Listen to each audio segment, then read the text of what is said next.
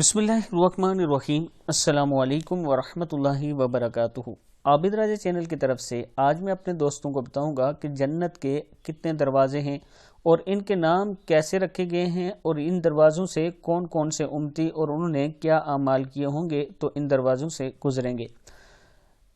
उससे पहले मैं अपने तमाम दोस्तों से गुजारिश करूंगा कि अगर मेरे चैनल आबिद राजा को आपने सब्सक्राइब नहीं किया अभी तक तो ज़रूर कर लें, बेल आइकन पर क्लिक करें ताकि डेली आप तक अच्छी अच्छी वीडियो पहुंच सकें। तो स्टार्ट करते हैं। बिस्मिल्लाहिर्रहमानिर्रहीम।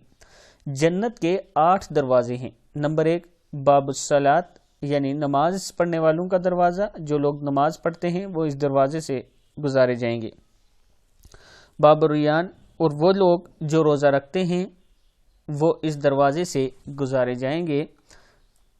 तीसरे नंबर पे बाबुल जिहाद है यानी अल्लाह के रास्ते में जो लोग लड़ते हैं और शहीद होते हैं या अल्लाह के रास्ते में लड़कर गाजी बनते हैं, ये उन लोगों के लिए दरवाज़ा है, वो इस दरवाजे से गुजारे जाएंगे। बाबुल सदका अल्लाह के रास्ते में जो लोग सदका करते हैं, अल्लाह ताला उनके लिए एक अलग दरवाज़ा बना रखा है और उन्हें इस दरवाजे से गुजारा जाएगा। नेक्स्ट तो दरवाज़ा है बाबुल हज है।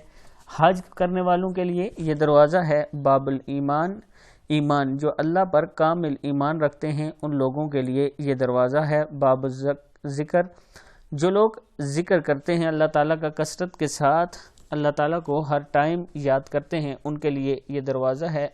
बाबुल काज़मीन है। ये दरवाज़ा भी उन लोगों के लिए है जो नेक लोग हैं।